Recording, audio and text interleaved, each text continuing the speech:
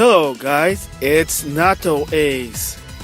And yeah, so surprisingly, first time I ever done something like that, basically using unique, or I guess I have to say it, fan service type visual in my vlog. Normally I kind of try to avoid those because, trying to keep it PG rating per se, but in this case I had to basically kind of give my opinion about it, and in my opinion the visual aid kind of it helped, so I had to basically use it. Well, it makes more sense, I know, but I mean, come on, I mean, it's not like it's full frontal and stuff like that, but I don't know if YouTube's trying to be PG because of the advertisers and crap like that. I don't know. I don't make money on YouTube, but that's a different story there.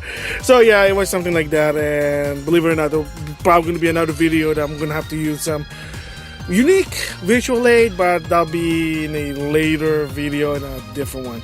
But you also notice I kind of use some image to sort of balance it out, so you guys are not fixated on the ooh type of picture. You kind of saw there's a character Broccoli from, of course, Neptunia. There's an inkling I just put in there just for the heck of it. Of course, one of them is a black cat, Morgana. I mean, there is a backstory why I did it. For, like I said, one is to balance out the visual aid, but the other reason is it's sort of a hint of my next vlog, and that is I want to give my first impression of Persona 5. Yes, this is gonna be both on my channel, the vlog, and maybe also my main channel, because I am talking about a video game, my impression, and of course in my main channel I'm starting to do a new segment called First Impression or Impression. So it's kind of like a crossover vlog and showcasing, but well, whatever. And the reason is, why you play Persona 5? Well, is it because Joker's gonna be in Smash because it was announced in the Games Award? And the answer to that one is, you're correct, yes. Ever since Joker was announced in Smash as the first DLC character, I'm like, alright, maybe it's time for me to see Persona to understand what this character is all about, because I know a lot of people did love Persona, but Persona was one of the famous games, whether it's in the PS2, 3, Vita, or 4. And of course, Persona 3 FEP, I think that's called, the improved version of Persona 3. A very popular game, a lot of people like it. And of course, Persona 4 Golden, an improved version of Persona 4, a new character, a new story. Again, a lot of people reason to buy Vita because of Persona 4 Golden. And of course, Persona 5 because it's on the PS4, because it's on the PS3. And of course, this March is going to be Persona 5 R, but no one knows what that is yet until you gotta wait until March. So basically in this one, I'm going to give my thoughts on Persona 5, but you might say, wait, I thought you said you're going to do part 2 of the Ideal Factory censorship. That will be still coming, but I just want to take a side route and give basically some sort of early impression of Persona 5 in a vlog style rather, because of course if you know Atlas, they don't want to do any game scene. Now they're being lenient because the game is really old, but if I'm using the PS4 feature to record gameplay, then I can allow. I don't have any material or source that we're able to do outside recording. So there you go. That's like my secret. Haha. So with that, what is my early impression of Persona 5? What is Persona the series? So Persona the series is basically a spin-off to the Shin Megami Tensei whole franchise. So think of it as another side of the story that I think that takes place, of course, in modern times, and it's always revolved around high school student.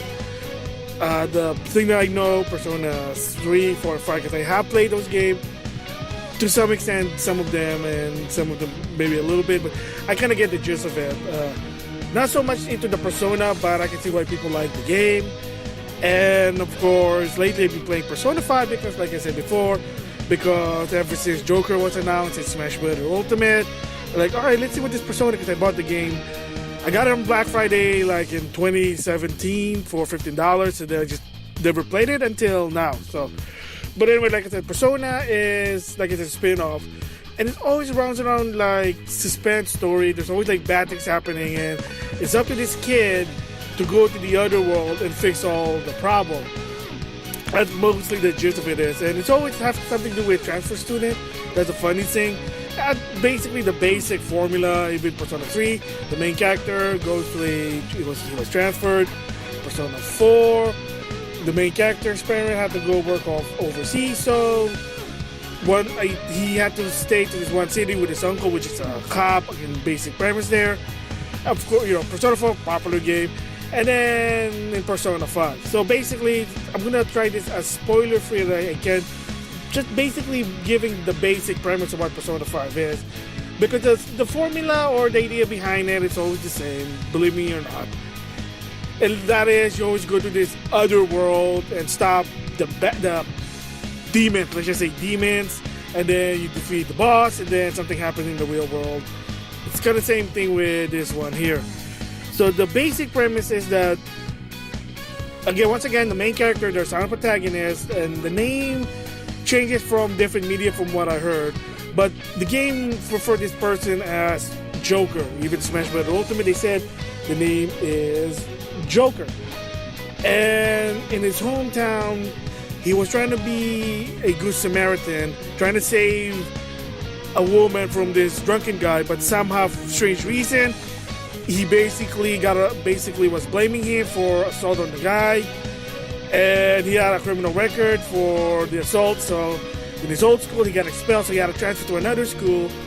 And throughout the game, the main characters have a record of a criminal. Even so, he doesn't look like a criminal, looks like a pretty boy, but hey, it's a criminal. Again, it's Japanese, it's weird. Persona's weird, so that's the thing. And throughout the game, of course, you team up with someone, they realize, hey, there's something wrong with society, and you gotta stop this quote-unquote bad adults. And a little bit of spoiler, but it's also foreshadowing. The guy that basically framed him, he has a big part of the game. Let's just say that. So that's the basic premise of Persona 5. So now I'm gonna try this. I want to explain my impression of the game. Not so much with the story, like I don't want to be spoiler. So now, what do I think? My first impression, the basic mechanic is kind of the same as the other two games.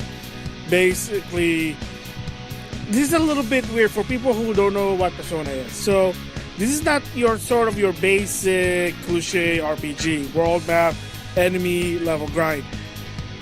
Believe it or not, Persona game have time limit. So when you start the game, you know that there's a date, and that's not just for show. That every day you gotta do something, and that's the thing. So how it works is basically in the beginning of the game, they kind of give you the introduction of the premise of the game. So down the line, somehow by accident, you go to the other world. Let's just say that. Or in this case, in Persona 5, well, just a bit here. Well, I'm just gonna call. I don't want to call the name. Like I said, if you haven't played Persona 5, you should. It's fun. Anyway, I'll just call it the other world, and that's where you actually level grind. So the battle mechanics is just your turn-based, conditional turn-based. That's an old same thing with the other Persona games. And you can attack, use Persona. The magic there is called Persona. And then once in a while, if you have a chance, if you did a critical hit and you knock them out, you can actually do a famous thing that started in Persona 3 called an all-out attack. And it's a massive critical hit attack with all your players or your characters in the screen. And then sometimes if you're lucky enough, you can actually knock them out, win. And then when you win, you get money. And it depends on which game it is. I know in Persona 3, you get random cards, a Persona. I don't know quite yet Persona 4, because like I said, I did play 3 and 4 like barely. I'm just focused on 5. And in 5, there's a little bit changes from 3 and 4. Now, correct me if I'm wrong. The new system they added in Persona 5 is negotiation. Yes, your main character and your friends can do, if you knock them down the ground, you can do negotiation. Either one, they join you to become Persona, or ask for money or item. And this is a tricky part. Like, can you get improved with those skills? And yes, so that's the battle part for Persona 5. I kind of like it. Makes more sense and simple. So another thing also is, okay, there's no really world map, you don't really need that. But you walk around. This one is on, well, I think even the other game, it's a third-person view. So basically, you can rotate the map, walk around. And I think even Persona 3 and 4, when you want to do like a preemptive attack, you just swing your sword and you hit an enemy. You kind of do that in part 5.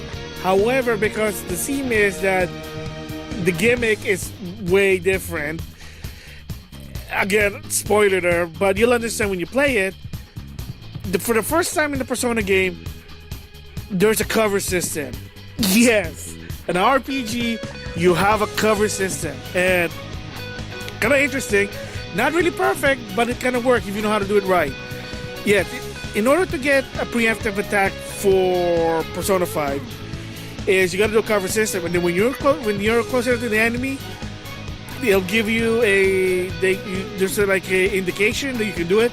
You do the ambush, takes off. Because what here is you have to take off the mask. Because again, that's one of the theme is masks.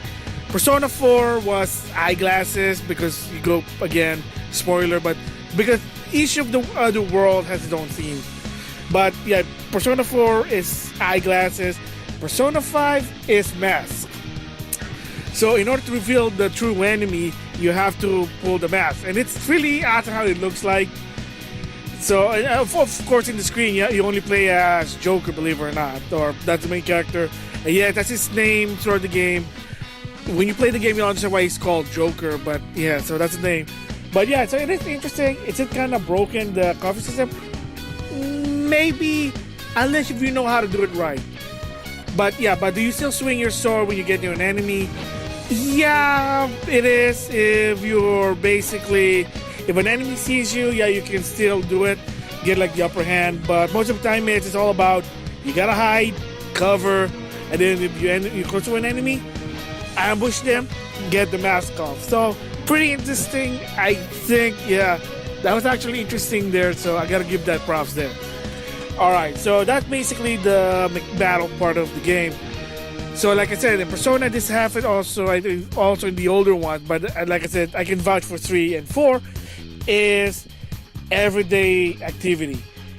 You go to school, you hang out with friends, you get a job, you help other people.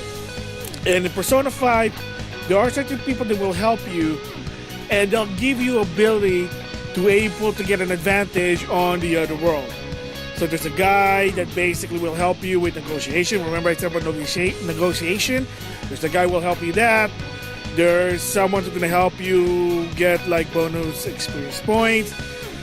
And then, of course, your teammate, the higher their quote-unquote friendship points, I'm just going to call that, they unlock new abilities that gives you the upper hand. So the key thing about this game is you can't just always go to the other world and just level up. You have certain ability in order to open them. You gotta do everyday life. You gotta make money, because again, you get a lot of the weapon shop. Let's just say it's expensive. You gotta hang out with your friends so you can unlock the ability. You unlock certain people to help you get an advantage if you go to the other world. So that's basically it. So sometimes you have to read, you have to study, work, make money, make friends, because there is also a stat. You have a personal stat that you have to make it grow. The higher the stat is, or your characteristic, let's just say that. Yeah, there are 5 of them, and the higher it is, the better your character is, and again, it gives you an advantage there. Yeah, so I mean, it's not really that convoluted when you start playing it, because in the beginning, like, the only reason I knew it was it's Persona, I remembered it, but it's not really that convoluted. So once you learn about it, so the question there, is the game difficult? Well, in normal mode, it's possibility, but like I said, there is time to level grind. They do sort of balance it out. You can level grind, and it's not that bad. It's not that hard to get experience for it. Especially like I said, one of the characters that supports you will give you the ability to get bonus XP. So level grind's not that bad. There's also, like in the other world, there's also going to be a place you can do level grind. But you have to make sure that if you do that, you're trying to optimize it, because you only have a day to do it. And once you're done, or you say, I want to get out of the other world, that's it. And then it's the next day. And the only trick about this part of the Persona 5 is there are missions. Like there are story arc mission. And remember I said about the days are limited? Yeah, you will encounter when there's going to be a situation. You have limited days before you gotta achieve your mission. And I'm not going to say what it is, like what they are, but like I said, let's just say that a lot of the missions are, like the story, they're kind of F up. That's the reason why Persona 5 is an M-rated game. Like the story's good, but it's really messed up. Like society's messed up in this world, but the story's really good. But what happened is that they always going to put you in a time limit. You got certain days to do whatever you need to do, and then beat the boss before, well, days expire. I mean, that's what it is. I don't know if Persona 4, 5, 3, 4 did that, but like I said, I playing 5 more than the other two, so sorry. I mean, with Joker being smashed, that's the reason I'm playing Persona 5. I know. Alright, so overall about this game, is it fun? Is it better than the other two? Well, it is on the PS4 and of course on the PS3. So a lot of the mechanics have been improved. I think they even improved some of them. Again, I'm like halfway in the game right now. But yeah, it's not really that hard. I mean, it's not hard to understand. Navigating in Persona 5 in the real world is not really that bad. Leveling up, not going to be that hard. The enemies, if you play it on normal mode, you should be fine. As long as you level up and you have enough stock there. So like I said, but if you like clueless and you don't know what to do, then you might have a hard time, because Persona games tend to be hard, believe it or not. Even in normal mode, if you're not well prepared or you're not really level grinding, then yeah, you might have a disadvantage. But if you just do the everyday activities, you do level grinding, you should be fine. The key thing about this game is you gotta schedule your activities or your whatever. You gotta schedule it right. So they give you enough time to the situation, but again, it's up to you. If you think it's hard, then, hey, it is what it is, If you think it's going to be hard, then you probably need to level up. You think you have enough days. They do kind of give you like a second chance there, but the thing is, like I said, the days through any situation is not that hard. I mean, if you plan it right, you should be fine. So, like I said, overall, it is, like, I have to say it's better than 4. Story-wise, it is interesting. It could probably, it could be part of 4. I know a lot of people did say Persona 4, even Golden had a good story. Yeah, so but like I said, I mean, it is kind of equal there. So yeah, it's not a bad game in my opinion. I think you'll have fun if you learn the game, and if you just do it right, you should be fine there. So if I would give an impression score here right now, I would actually give it, believe it or not, an 8 out of 10. And the reason is, why the 8? Because the game is not perfect. The limitation might throw people off, and the game tends to be hard if you're not well prepared. There have been times that I'm not prepared and I got killed and I gotta start all over. I mean, typical JRPG, that's what it is. So that's my impression of Persona 5. Been playing it, so if you guys see this game for cheap, I think right now it's $30. I managed to get it for $15 because it's Black Friday. Yeah, you should try it. Either the PS3 or PS4, whatever you have. I think the performance, they're the same. I mean, that's it. I mean, another thing really, if you're going to use a PS4 like recording or share factory, don't bother. Atlas won't allow you, but that's a different story. I did talk about it. If you remember, links are in the description box. So, yeah, that's my impression of Persona 5, an 8 out of 10. But before I end this video, there is one thing that I had to mention. I forgot to mention on the main part of the video, is that Persona 5, or Persona in general, is very, let's just say, Japanese-centric culture. So, for some of you who don't follow the Japanese culture, you might say, oh, I don't understand this, I don't understand that. That might be a bit turn off, but I can tell you that even so, it shouldn't be. Just think of it as just another world, like just instead of like in the world of Final Fantasy, it's just the world of Japan doing Japanese culture thing. That's what they say, some like Golden Boy Week, or of course there's summers on like August, summer break, or they go to school on Saturday or uniform like that.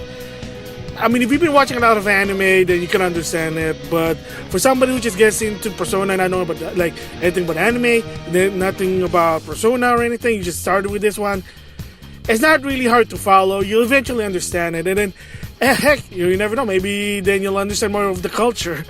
So that's only a bit, also just a warning. It's not a downside. It is just very Japanese centric culture. Not bad, because that's what the game stands for. Like, that's what the setup is. With that, I'll see you guys later.